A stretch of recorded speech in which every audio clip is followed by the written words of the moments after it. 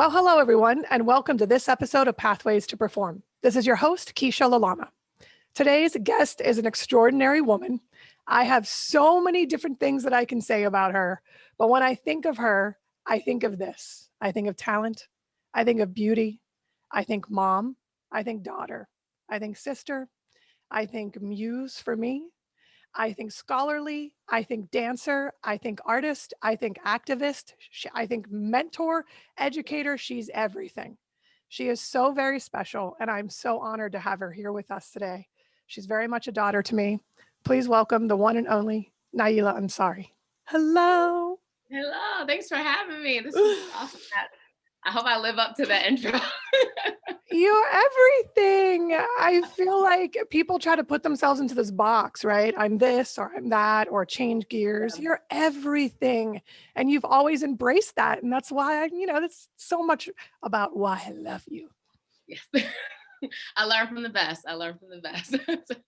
Well, don't apologize, right? I always told you that. Don't apologize for That's who you great. are and everything you have to offer because someday you're going to need it, right? And so now you're Right. using all these gifts and we'll certainly get there. But so thrilled to have you on the show today. I'm just blessed to have this conversation with you. I think you have so much to offer for our listeners. And so I really want to start at the beginning. I know that dance is a huge piece of your life, but when did you start getting into dance and when did you know it was the thing for you? My mom put me in when I was 3 because my mom was actually a dancer. She did African dance. And so it was just kind of like, all right, this is what you're doing. And I hated it. I just was like, I was just always wanted to be with my mom. So her leaving me was like always a big thing. And it wasn't until I was 7 when I was kind of like, I think I'm kind of good at this. Like I would just kept bumping up classes because my dance teacher was like, I know she's like young, but she's a little too advanced to be in this class. So we got to bump her up. I was like, all right. And then it was 13 when I was actually told I was like too fat to be a ballet dancer. And I was like, okay, that's Wow. fine. And Kiesha knows this, like you tell me I can't do something and I'm just gonna do it at 100. So then I started to like look into other forms of dance and just kind of started to find myself within that. But I've always been like at heart an educator because I always loved to teach. So even when I was starting to learn dance. I grew up primarily with tap and jazz, and ballet kind of entered me into this world of like concert dance.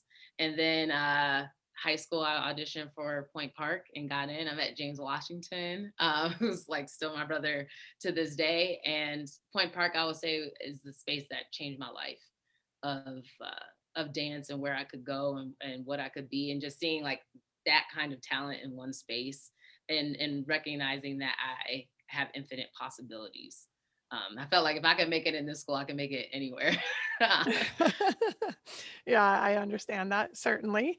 And so, your time at Point Park, what were some of the major transitional moments for you in which you realized that dance was definitely going to be your path? And what were some of those opportunities that you really experienced that allowed you to see then the professional side? Because there are so Yeah. many people that go to college that really don't decide to pursue dance even as a profession. They go off into different industries or different aspects of the field.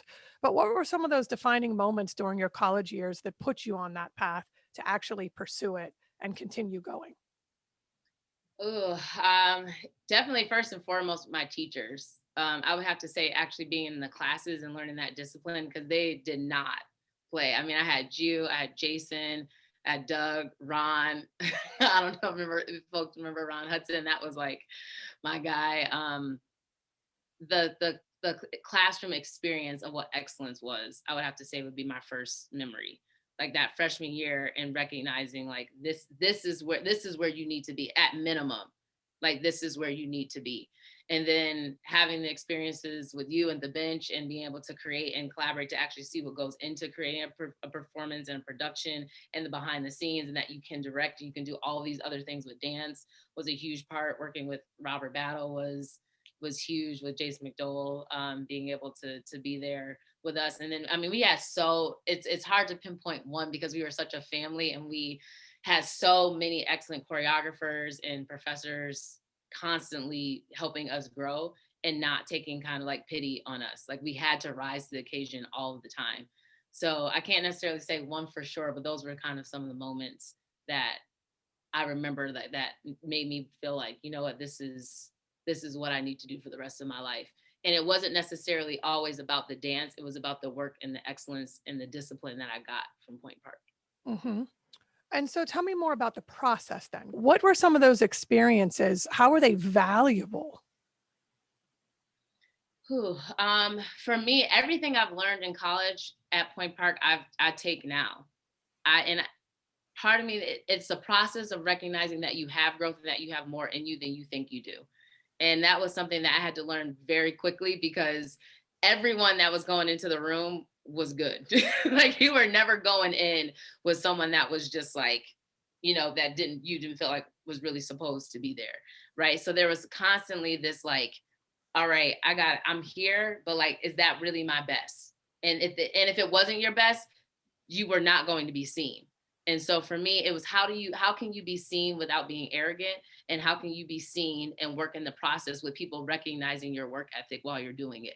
Because that's a fine line. And that was something I think I've been in the process of understanding. You, like you just kind of said, like, don't apologize for your excellence. And there were times where like I've had to negotiate that process of excellence and quality to say, you know what, I'm okay with being the best in the room. Or Hmm. I'm okay with not being the best in the room and knowing that I'm going to be the best in the Yeah. room. And that in itself is a process that takes away sometimes of the technicalities of like, what do I look like? And it was more about who is showing up in the room. And I've Mhm. learned that now kind of be on the other end of like the other side of the table when I'm looking at dancers or when, now that I'm writing more and doing scholarly work, it's like, how are you showing up to the space? Because you could be a phenomenal dancer, but that does not mean I want to work with you. And that does not mean that I think that you can actually progress. So that process of understanding my excellence and the quality and what quality really means, because it's not always quantity. And that was something that I had to really navigate for myself in college, Mhm. because sometimes less is more and the quality is in the simplicity at times. That's beautiful. So, I mean, I'm going to go back a little bit then. So, when you walk in this room and you're working through that process, it is so important to own your assets. Hmm. What do you think that our young adults listening today, or people that are aspiring to go down any avenue, whether it's dance, performing arts, whether it's being an athlete, or whether it's becoming a lawyer, what is the importance? How important is it for you to own your assets? I mean, it's everything because if you Hmm. don't know what you're good at and you're not realistic about that, then you really can't meet the match of where you're supposed to be. Right. Like like for me, I think an asset for me is teaching. Right. And an asset for me is, yes, I can be talented with dance, but I'm also so much more than that. Right. Like I always knew that I was going to be more than a dancer, but I had to figure out my yes and I think a lot of times particularly performers, we find that one thing that we're really good at and we don't identify the other things that we're good at, which can really bring us forth in the room. And so asset and the urban witch women, they use this all the time in terms of asset building and the ways that they create. What do you do really well? And what can that do as service to somebody else and you at the same time? And so that for me is like now when I look at dancers, I'm like, okay, that's great. That was a beautiful combination you just did. And what else can you give me? Yes, it's so important. And you said being realistic with that. So Hmm. owning your assets and being realistic with it. And so let's go to the side of reality, right? How important is it to be realistic with yourself? How important is it to be real with your assets?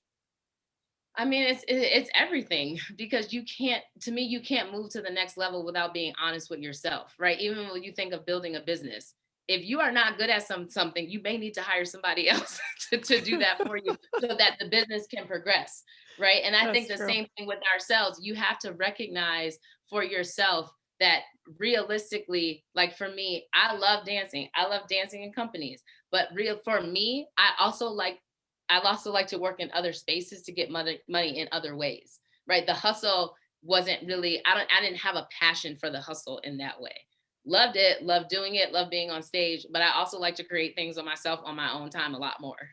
and, Yeah. and that for me was that the asset was me being able to be realistic and honest with myself of my trajectory of where I could go and what I can bring my full self to without feeling miserable at a certain point or without feeling fulfilled.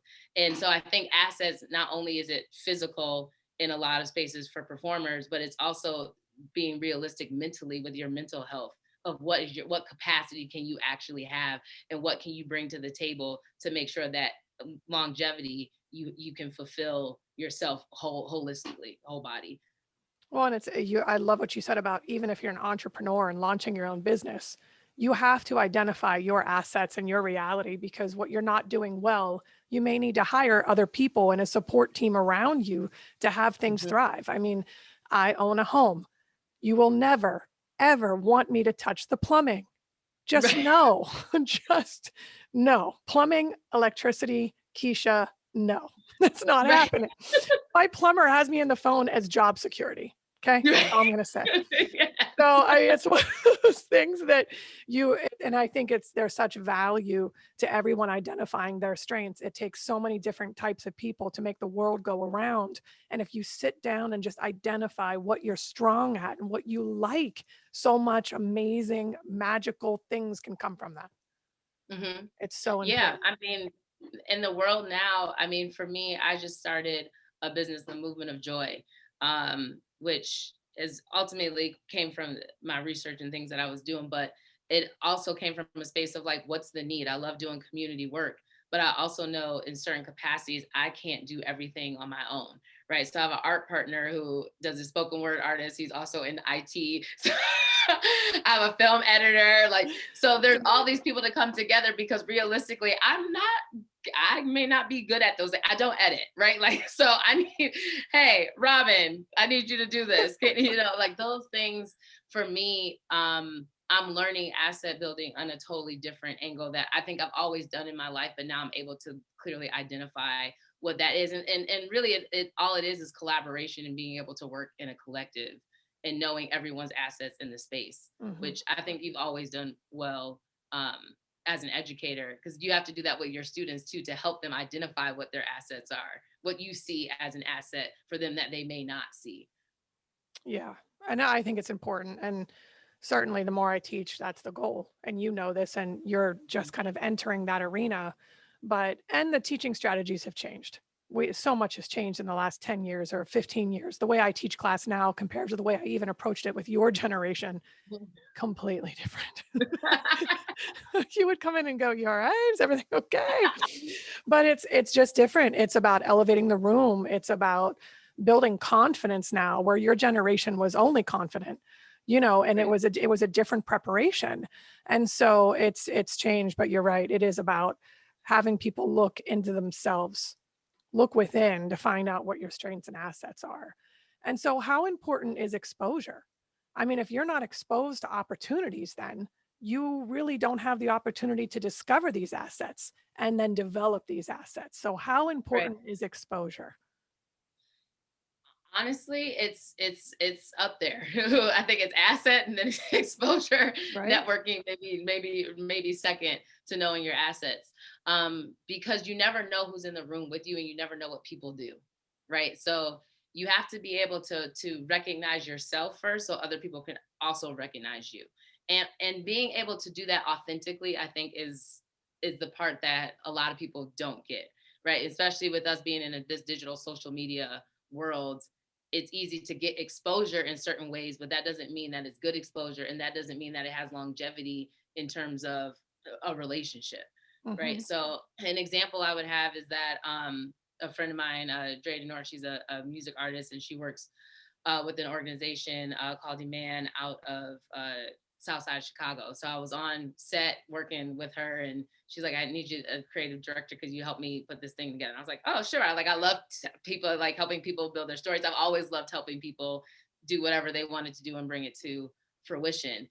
And just from that dynamic and me being on set, allowed me this opportunity to now be a tour director for their tour coming up in next year February. Wow, Right. that's Because I amazing. was That's able right. to be room, and Mm-hmm. they were able to see me work authentically who I am, which really just came from helping a friend, Yeah. right? And Well, so and it's all these things come into saying play. yes, saying yes so Yes, you can become exposed and they can become exposed to you. And so it right. is about saying yes to that open door. Hey, do you want to come in? Do you want to be a part of this? The answer I think should always be yes. I've always said that, because if you're not in the Yeah. room, you're never going to know. And it's the same thing as research. I mean, Hmm. how important, and especially as you transitioned, before we get to this next transition, let's just kind of go back. So we get through this college era, and you had all of these strong understandings throughout your Hmm. college years. I feel like you knew what your assets were. You knew how important it was to learn everything, expose yourself to everything, and then simultaneously reversing that, allow yourself to be exposed. Hi, I'm Naila, and so as much as you were digging, you were also opening those doors and introducing yourself. So there's Hmm. two ways in which we were talking about exposure, right? So you graduate from Point Park, but you were already working, right? Yeah.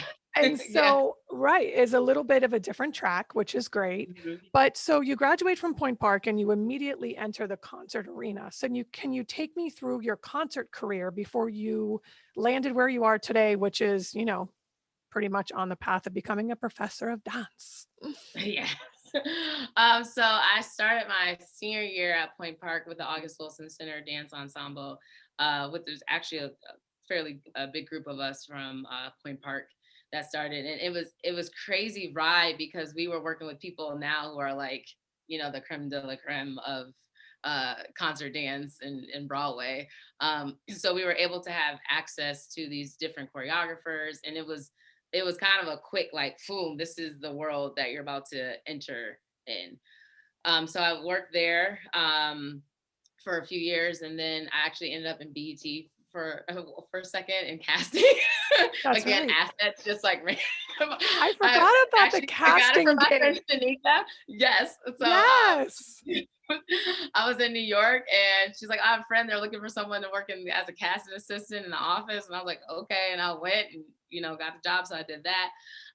Then went to dance with Lula Washington in LA, the project base, and also was in Atlanta and did freelance work there when I got married in between that time. Mhm.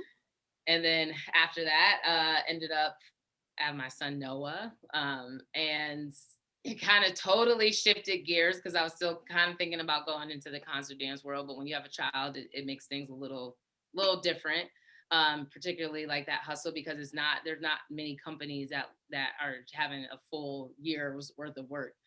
And I had Dean Carlos Jones, he's still my dean now. He reached out to me. He's like, "Hey, would you ever want to come back to Buffalo?" And I was like, "For what?"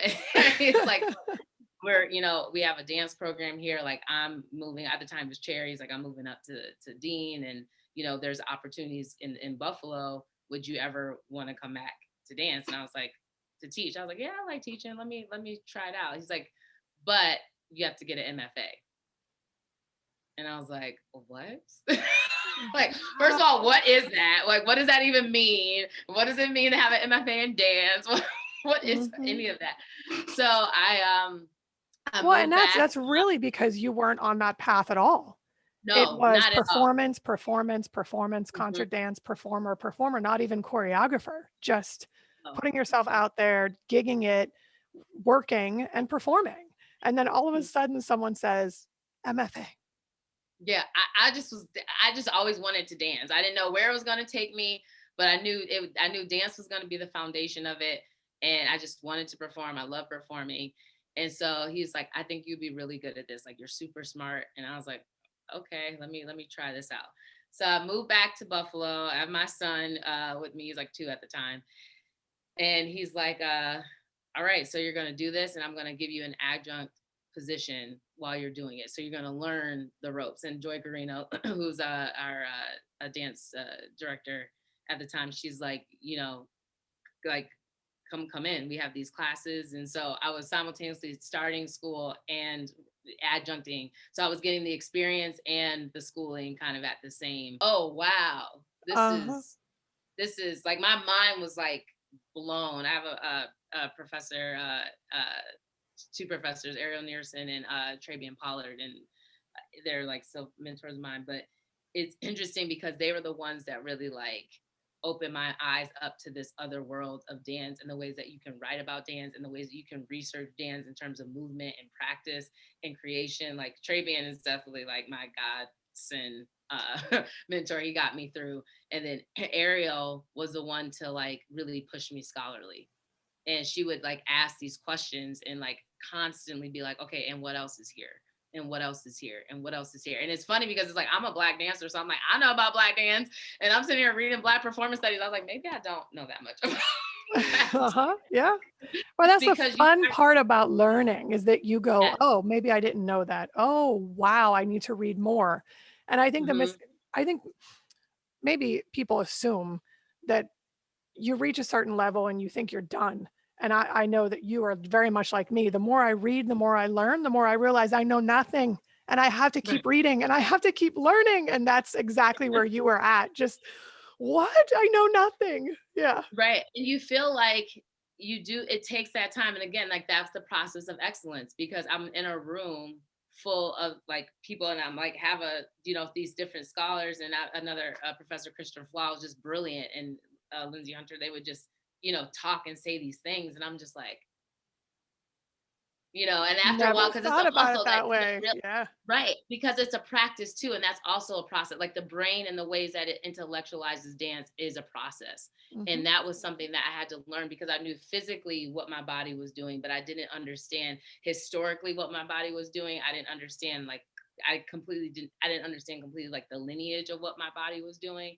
And that just opened me up to say, you know what? There is a space for you here and you have something really interesting to talk about. You have something really interesting to pull from. And those professors that I have to say Tom Relabé and Jean Fornarola in there is too, like as a shout out, because they were able to say, this is your introductory to higher ed. If you want to do this as an educator, if you want to say that this is what you are going to be in the academy, this is what you need to survive. And there were things that I did not really know. Like the syllabus is like, I remember having them. I just didn't remember that like they had like you needed to have real learning outcomes, you know. No, right. So Well, and it was it's so different as a right, student. The student is reading it from your perspective, going, how many right. You're just like, absences can I yeah, have? Yeah. How many absences am I allowed? And what do I need to do exactly, to get, what's the right, midterm? Do I have to do a solo for the midterm? Why? And how long is it? exactly, It's those things. You right, don't read it from the other perspective. That's, right. And when you have to really write to say, as like you're responsible for what the student is supposed to learn by the end of the semester. yeah. And so that was what I gravitated to in graduate school. And then I felt after leaving the program, I was like, okay, I feel like I can actually do this in real life. And so I was fortunate enough my senior year to have a fellowship through SUNY, um, which allowed for diverse hires in. And I got to work on my research my last year, my thesis. And then I got into the following year, which is my first year here as an assistant professor on tenure track. And I'm dually in theater, dance, and Africana studies. Wow. Okay. So that was my next question pretty much is, what is your current interest? What are you currently working on researching? I know you've been doing a lot of writing. What is your current writing research scholar? What are you Yeah. up to? So I'm working on a book right now called Choreographies of Black Women Joy. And I started that as my thesis work in graduate school. And I was just going through a really difficult time, going through a divorce and, shifting to being a Black single mom and trying to navigate all of that, what that is. And Trabian, who was my advisor at the time, he was like, okay, I know you're in this really radical space. I was in a hyper white institution. So I was like trying to navigate what that was. And which is really different from other spaces that I had been in prior to coming to a research one university. And he was like, well, what else are you searching for? And joy like just came to my head. Wow, that's beautiful. And I recognized that I had never asked myself what gave me joy. And I've never been asked what gave me joy. And so I took that notion and I went to like Black women in my community and I asked them the question in hopes so that I would find it. And it was interesting because in that process, those women it wasn't difficult, but they all had to think about it. Every one of them was silent when I asked, what is joy? When did you discover joy? And when did joy discover you? And it was in those silences that I was like, this is not something that we really talk about. Even though it's written in so many religious texts and spiritual texts and self-help books, and the word isn't new to people, but how we activate it is. And so part of the work is that the women dance, they pick their favorite song and they dance to it. So I use those movements and the song and the film part of it to create performance. And so I've been doing community work, what I'm doing right now at the Space Between with the UB Arts Collaboratory. I have a month-long work of collecting joy in the community through words, through performance, through movement, through dance, through written text. And that's kind of the impetus of what helped me to really want to write this book.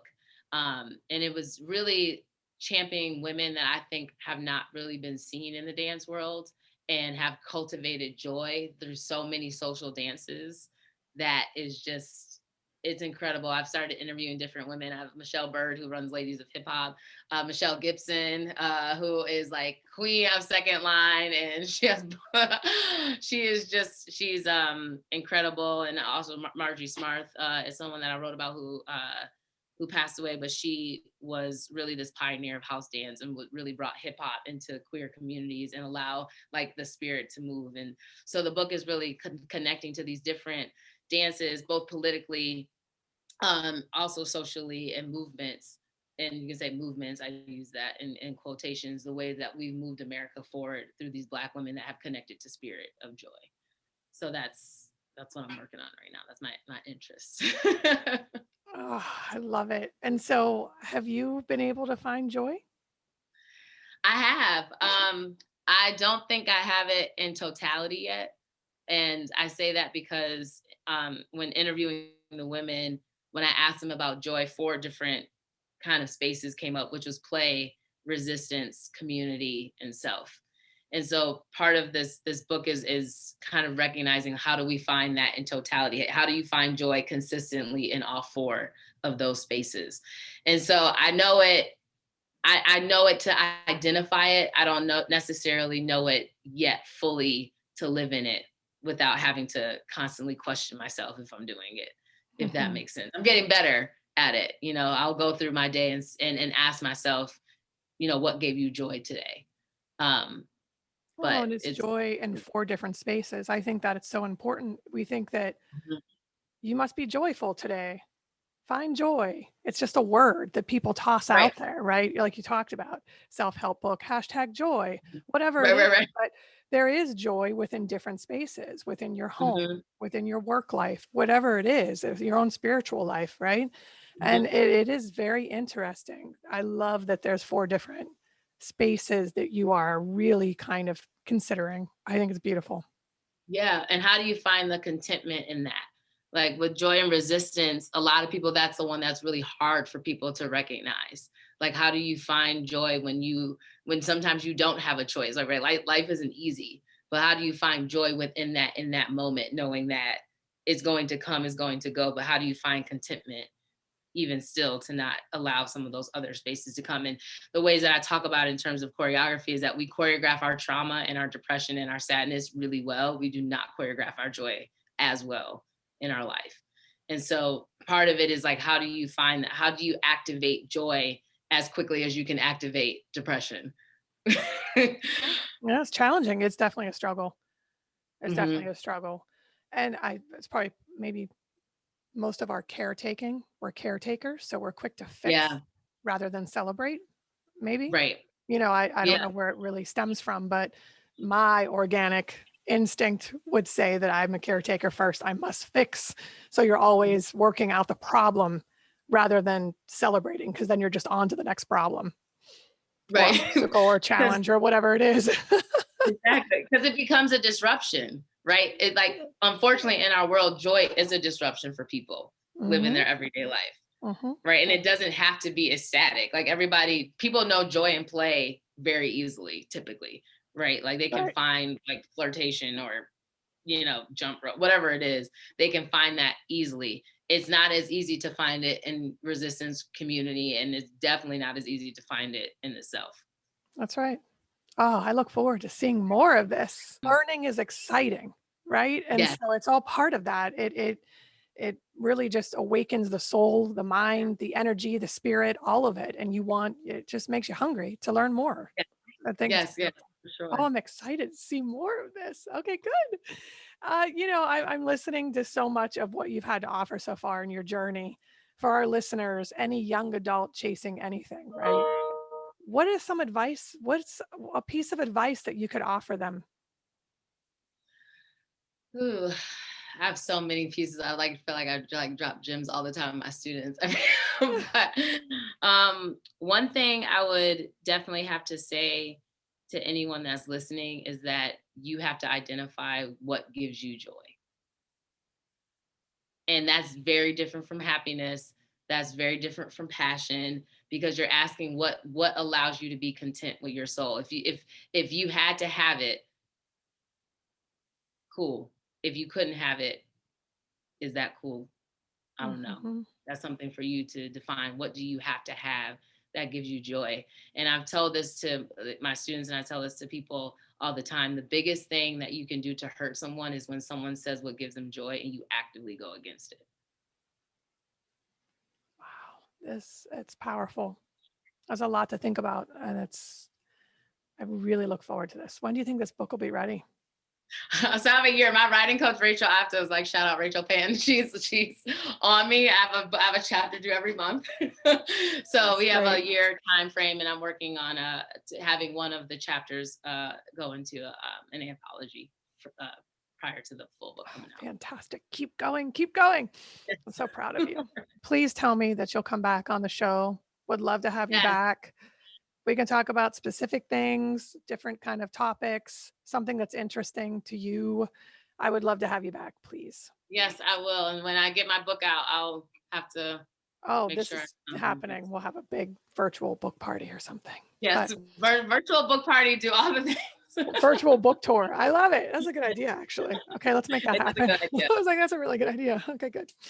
Hey, I think you're fantastic. I'm so proud of you. Everything, your personal life, professional life, your future, where you're going, and the lives that you're changing. Keep doing it. We need you. This world needs you, your spirit, your heart, your soul, your energy. You're beautiful. Thank Thank you. you. Love you.